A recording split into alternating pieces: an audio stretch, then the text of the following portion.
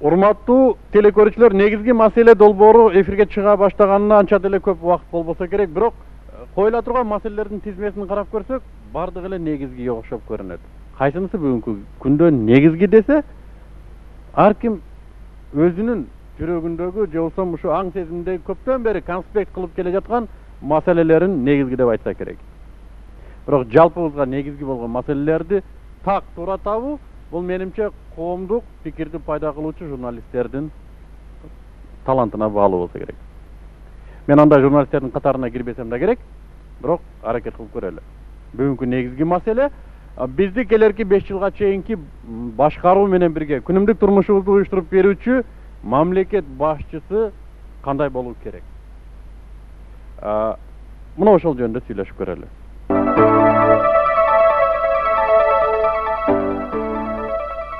Бүгүн мына ушул маселеде биз менен талкуу жүргүзүп, бейне иштеп чыгууга жардам сурап чакырдым эле журналист Бердикожо Биназаровду. Бердикожо Биназаров кылмыш жана гезитинде эмгектенет. Ракыя Жусупова, Эр айым аялдар коомдук бирикмесинин төрайымы, мамлекеттик эмес, өкмөттүк эмес, бейөкмөт уюмдар, туура айттымбы? Топчуке Тургуналиев, Топчубек Тургуналы дейбизби? Мен Топчуке эле деп айтам. Эркиндик партиясынын лидери. Мен үчүн жөн гана ушу агам, менден тажабайт. Жана менимче бул кишинин ушу кезге чейин койгон маселелери кандай десем, коомдук пикирдин негизги бөлүгүн жетектөөгө жетишип келатат. Абдырахман Алымбаев, акын, тарыхчы жана Кылым Шамы укук коргоо уюмунун төрайымы Азиза Абдырасулова.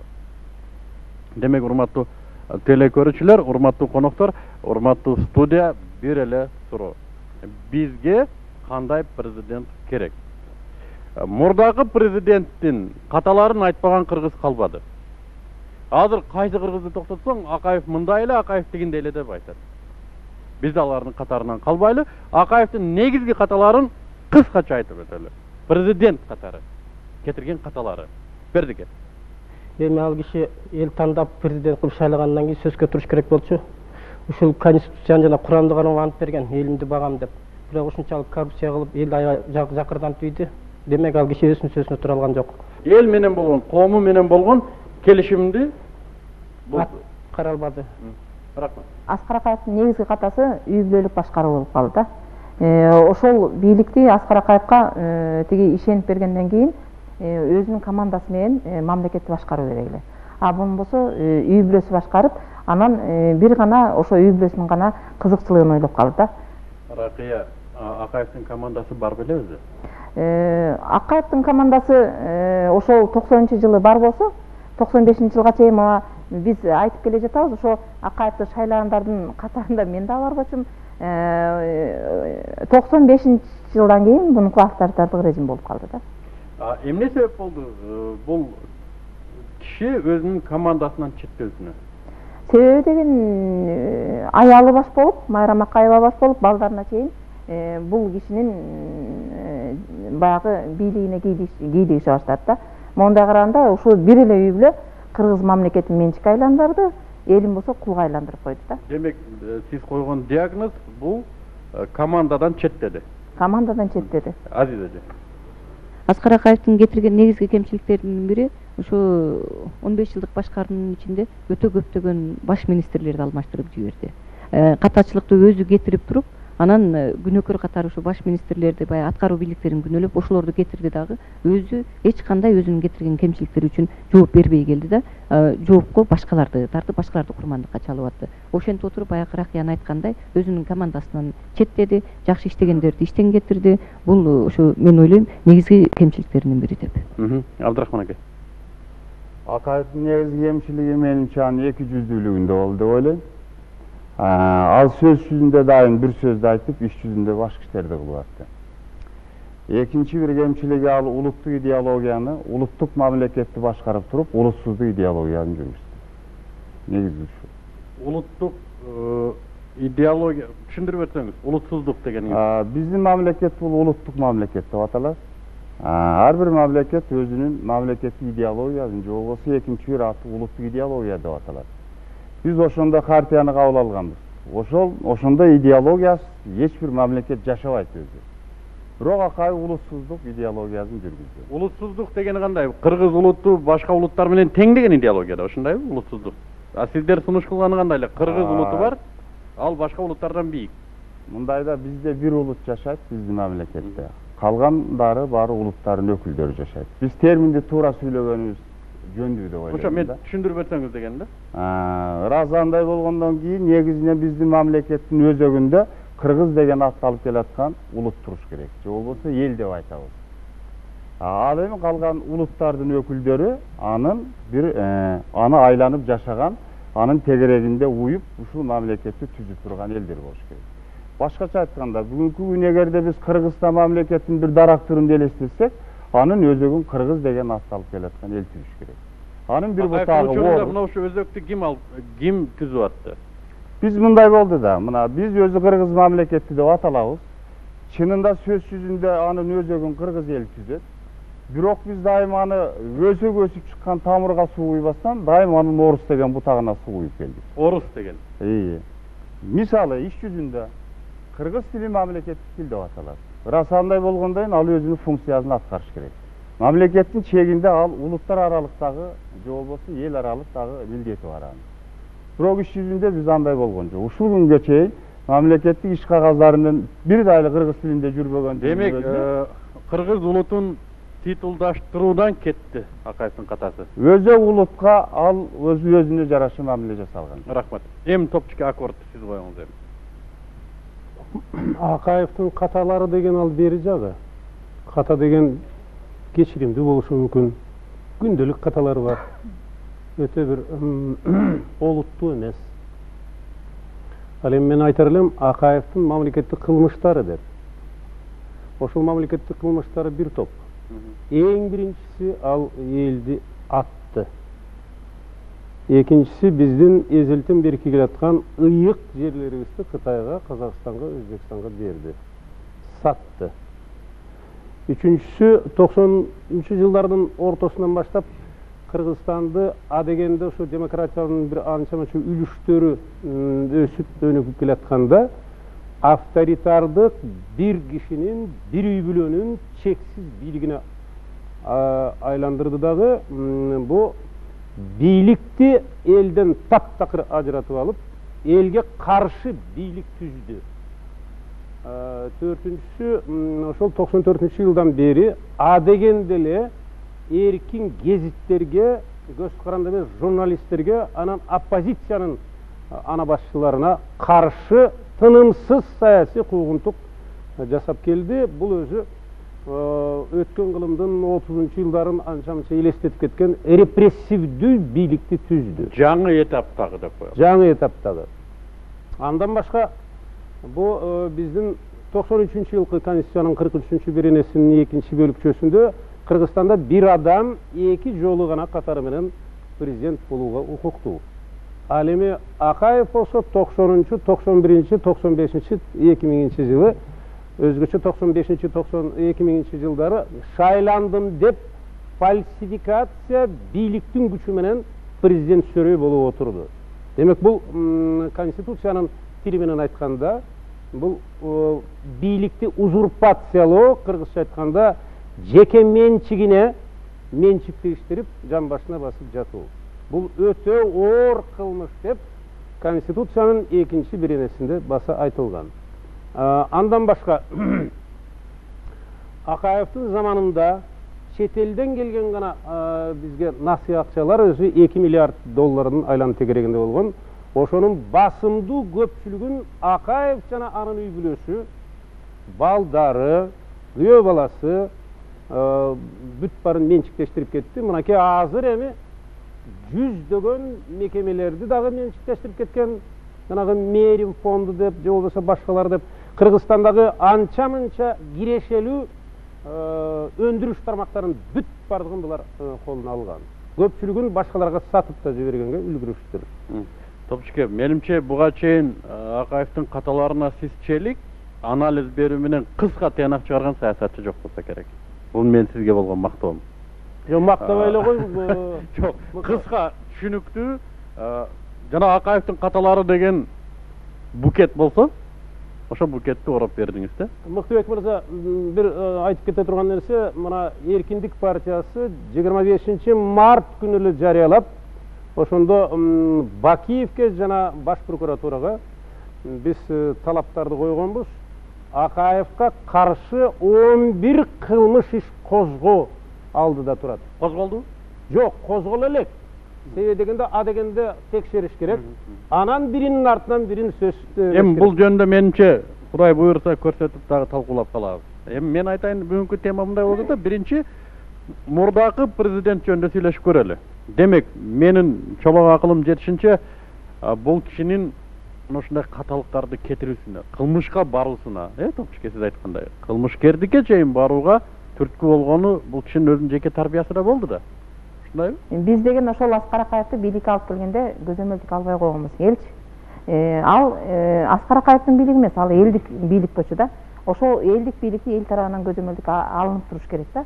Көзөмөлдүк алынып турсак ана бийлик элге иштейт да. Биз ушу Акаевдин кемчилигин айтып, митинг, пикеттерге чыкканда эл деген коркуп жашынып отурду да. Мен ошо кыргыз элиме айтат элем да, бул бийлик силердики, элдики да. Ошол элдик бийликти мындай туура эмес жака буруп кетишип атканда, же өзүнүн үй бүлөсү үчүн иштеткенде, же өзүнүн жакын тууган уругу үчүн иштеткенде, эл деген тикесинен тике ошо бийликти кармап турган адамга айтыш керек да. Бизде ошондой болгон жок. Мен ушу суроону берейин деп атам, Ракыя. Балким бул ушу мамлекеттик түзүлүштү, эми Советтер Союзунан кийин жаңы мамлекет түзүм болду да. Мамлекеттик түзүмдү түзүп жатканда элдин көзөмөлдөө рычагтары туура эмес каралган бейм. Мисалы үчүн мына Топчуке чыркырап эле жүрдү ошол жылдары. Топчукенин азыр тегерегинде эл көп. Ал кезде Топчукеге адам жологондон коркчу да. Чынбы, бул киши айтып атты, Рамазан байкелер айтып атты. Угуп деле аттык, эми акыл бар адам түшүнүп эле аттык, бардыгы деле түшүнүп аттык, булар жеп атат. Булар жайлап атат, көрүп эле турдук. Бирок кандайдыр бир кайсы рычагты кармаганды билбей калдык да. Бизде моундай да, Мыктыбек, бизде деген кайдыгерлик бар кыргыздарда. Өлүп кетти, эмне кылсаң ошол кыл деп жатыша берет. Биз ошондо моундай үркөрдөй топ чыгып аттык, мына аянтка чыгып аттык. Мына биринчи Роза Отунбаеванын укугун коргоп чыктык, 20-30 адам туруп аттык. Келгенден коркушат да. Биринчи келгенден корксо, бийликтен корксо. Бийлик ал өзүнүкү да, элдики да. Экинчи кайдыгерлиги да. Кайдыгерлик болуп атат.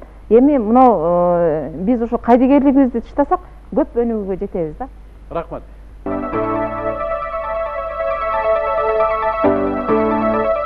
Ката кеткен ушу 95-жылы 2002 жылдан кийинки ката кете баштады.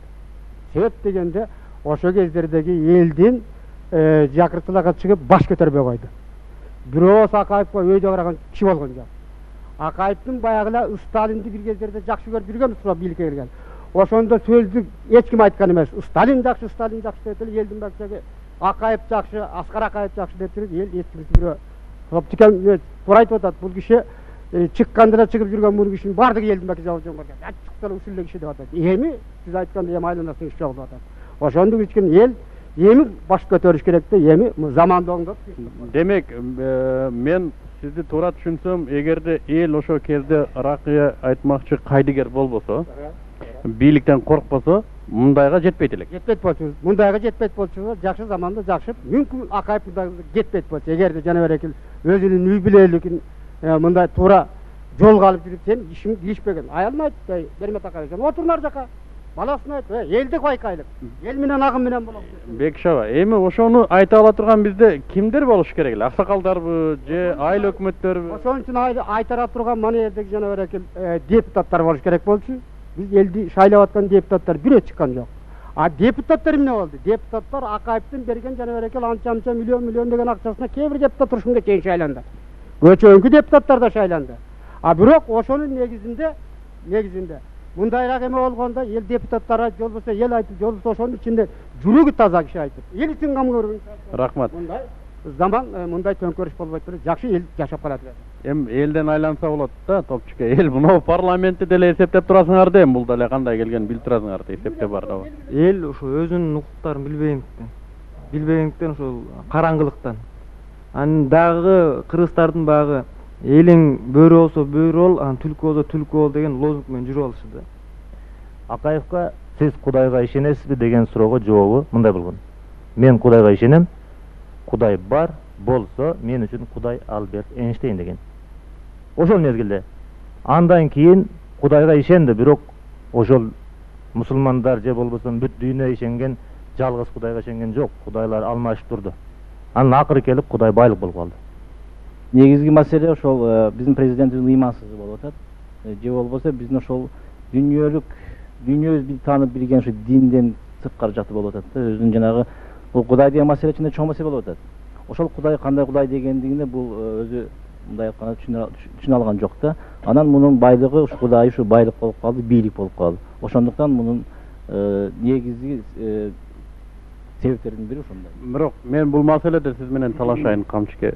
Тарыхта да маалыматтар бар. Азыр деле ушундай кээ бир ислам мамлекеттеринде Кудайды 5 убакыт намаз окуп 72 жолу ажыга барып келген башкаруучулар мындан начар иштерди кылып атат да. Албетте бул деген айтып атпайм, жанагы ыймандын деңгээли канчалык деңгээли Кудайды түшүнөт, Кудай алдында өзүнүн жоопкерчилигин түшүнөт. Бул башка маселе. Рахмат. Биз каалайбызбы, каалабайбызбы ошол 15 жылдын ичинде аралашып жүрдүк. Азыр Акаевди мактабаган журналист болгон жок. Чындап айтканда мен да бир кезде мактагам. Мактасам мага жагышчу эмес, мен ошого кандай десем, чындап урмат кылып мактагам. Кээ бир учурда кыжырыбыз келген. Мисалы үчүн мен бир кезде аябай намыстанган учурум болгон. Токтой элек самолетко чуркаганын көргөндө.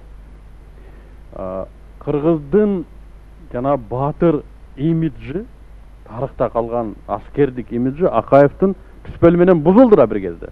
Эми бул өткөндөн кийинки таасир эмес. Ошол кезде деле ушул таасирлер бар эле, бирок эми президент болгондон кийин каалайсыңбы, каалабайсыңбы тана алыш керек деген ой менен жашап келдим. Эмнеден башталды? Акаевди ката кетирүүгө, же болбосо системалык түрдө кылмышкерчиликке кирип баратканын кайсы деталдан байкадыңыз эле? Кайсы тарыхый деталдан байкадыңыз дейбиз? Эми Акаевдин биринчи кетирип аткан кемчиликтерин биз ушу Топчик айткандай баягы приватизация убагында байкаганбыз. Себеби колубузда купон деп чыгарылган баягы кагазды алып эле анан завод фабрикалардан өзүбүз эч нерсеге ээ болбой эле калганбыз. Ушу ар бирибизге 8 сомдук 10 сомдук дегендей ушундай эле бир купондор колубузга тийип калган. Ал кийин эч нерсеге деле жараган жок. Кийин карасак ошол биздин колубузга тийген купондордун башка эле адамдар ээ болуп чыгып, ошо менен эч нерсеге ээ болбой калганда карапайым калктын арасында биринчи нааразычылыктар пайда болгон. Ошо колхозду приватташтыруу дегендер дагы баягы биздеги толгон токой уйларыбыз, койлорубуз ошондой элдин колуна билинбей эле өтүп кеткен да, бир эки адамдардын эле колуна. Биз ошо элдер биринчи ошондо нааразычылык болгону менен сөзү жеткен эмес эч кимге. Баягы эле ошо дүйнөгө, малга ээ болуп калгандар эч нерсе айтпастан алар ошо Акаевдин айланасындагы адамдар болуп калышкан, бийликтеги адамдар болуп калышкан. Кошоматчылык менен эч кандай эл жете алган эмес. Ал эми жогорку деңгээлде, республикалык деңгээлде карапайым калктын нааразычылыгы мен ойлойт элем 2000-жылы баягы Акаев 3-мөөнөткө, мен 2-мөөнөткө баратамын деп барганда, эми кыргыз калкы канчалык караңгы деп атаган убагыбызда дагы 15 жыл деген бул 2 мөөнөт эмес 3 мөөнөт экенин эл ошондо так түшүндү. Ошондо билген да, билип кантип эле ушу 10 жыл отурган адам бир эле мөөнөткө барып калды деп аябай бири-биринен сурашканда, ошондо бул жалпы нааразычылыкты пайда кылды. Рахмат. Мен да ошондой деп ойлойм. Эми биздин бүгүнкү жанагы каталыктарды талкуудагы бир стандарттан чыгып атабыз да бир маселеде. Биз Акаевди күнөөлөп атабыз. Акаевдин кетирген каталарын айтып атабыз, кылмыштарын айтып атабыз. Ошол эле кезде бардыгыбыз билебиз, буну Акаев кылган жок. Буну үй бүлөсү кылды деп атабыз. Демек, Акаев күнөөлүүбү же үй бүлөсү күнөөлүүбү? Эгерде мен суроомду түшүнсөңүздөр, эгерде Акаев ушул кылмыштарды кыла ала турган деңгээлдеги интеллектуал болгондо, саясий интеллектуал болгондо, аялына башкартпайт эле деп ойлойм. Аялына башкарткандан кийин бул жөн эле марионетка, демек күнөө аялында болуп калат атпайбы? Демек, аялына башкартып койгондон кийин күнөө бизде болуп калат атпайбы? Жалаң эле Акаев жана анын үй бүлөсү эмес, ошол кландык бир топтор түзүлдү, мафиялык кландык. Акаевди жана ошол үй бүлөнү пайда кылган албетте ошондой топтор и Акаев өзү дагы ошого мажбур болду. Өзү система түзүп алды, чыга албай калды. Ошондой система түздү. Жок, ошон чыга албай эмес, ошол система абдан жактаган. Ал чыккысы да келген жок. Мынакей азыр баттын тиги жакта туруп алып дагы бүтүндөй революциялык массаны биз деметип атпайбы? Сталиндик доорду алып келди дейт. Бүгүнкү эмелер. Мен ушунчалык укмуш кылып койдум эле дейт. Кыргызстанды. Булар талкалап атат дейт. Көрдүңүзбү? Ал тиги жакта туруп да карандай калып айтып атат.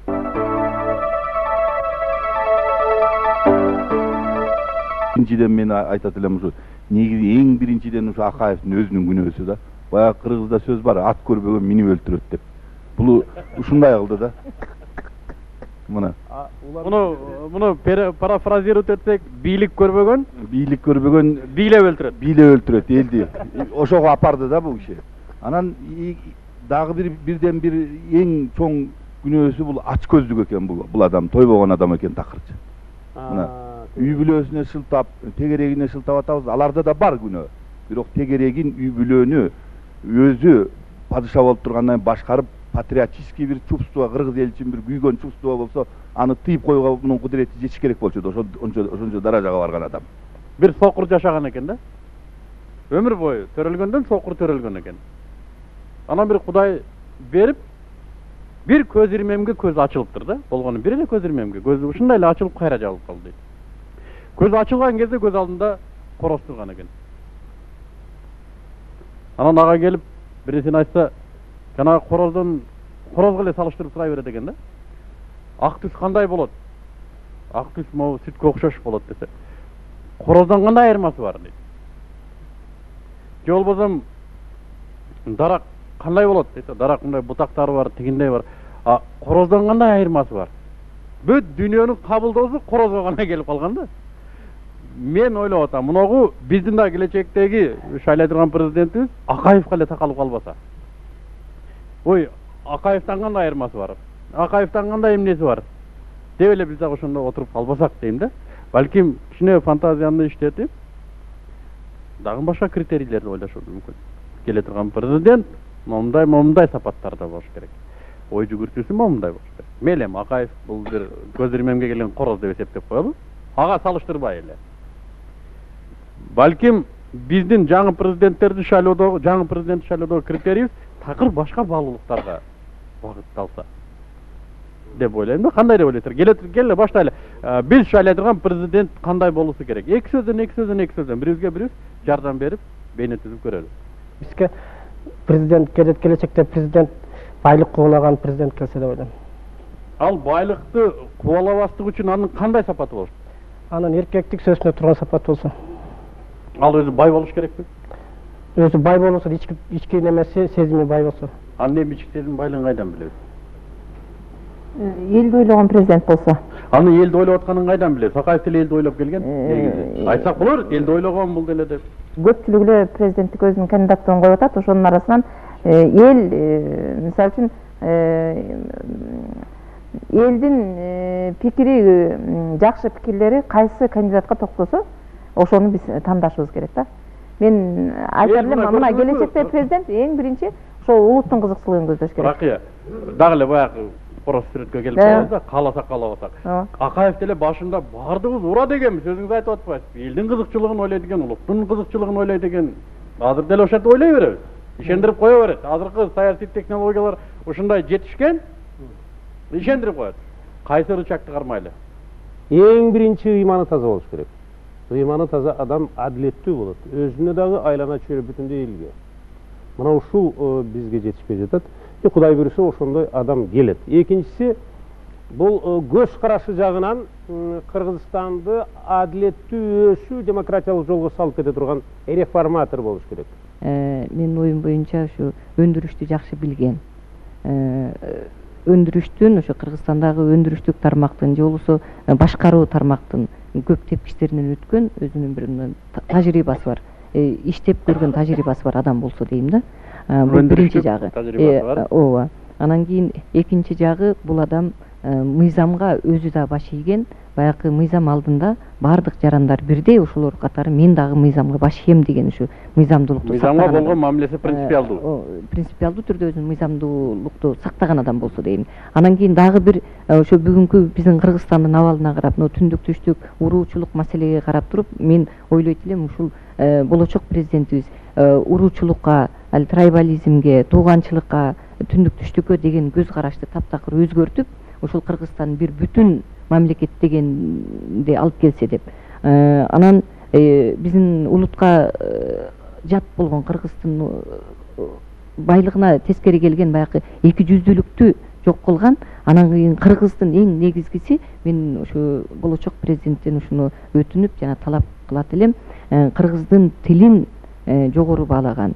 Баягы жолугушуулар болгондо, жолугушууларга барган жеринде кыргыз тилинде сүйлөп, ошо кыргыз тилинен тиги башка өлкөнүн тилине которуп, бул жерде Кыргызстанда баягы визиттер менен келгендер менен кыргыз тилинде сүйлөшүп, негизги закондорду, негизги документтерди кыргыз тилинде түзгөн адам болсо, анан ошолор кыргыз тилинен башка тилге которулса да, анан ошондо ушул улутту дагы жогору көтөрүп, анан жакшы президент болот эле деген менин көз алдымда ушундай образ турат да. Рахмат.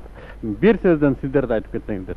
В первую очередь, президент должен быть незаурядного ума, так как должен знать все аспекты экономики, политики. Он должен быть развит со всех сторон. Но кроме этого незаурядного ума он должен обладать железной волей, так как только в железном кулаке можно удержать власть. Тем более в Кыргызстане после тех событий, что были 24 марта. Мен могу Жусуп Баласагындын мындай сөзү бар. Акылдуунун ачуусу бар, кеги жок дейт. Данышмандын достору көп, теңи жок дейт. Ушундай лидер болуш керек да президент.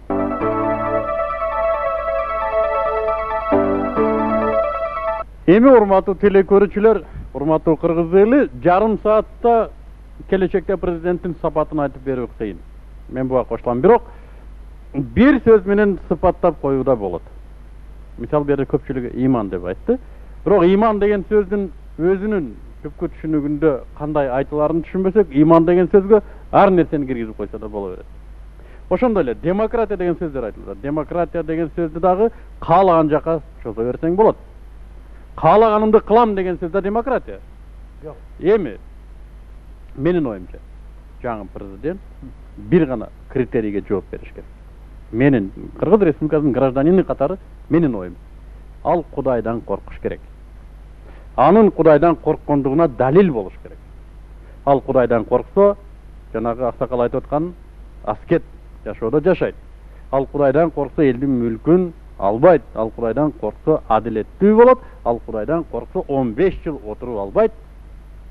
Ал Кудайдан корксо аялына башкартып койбойт элди. Демек биз ушул критерийге көңүл бурушубуз керек деп ойлойм. Кудайым бизге Кудайдан корккон президенттерди берсин. Бүгүн негизги маселе сиздер менен болду. Келерки жолугушууга чейин ассаламу алейкум.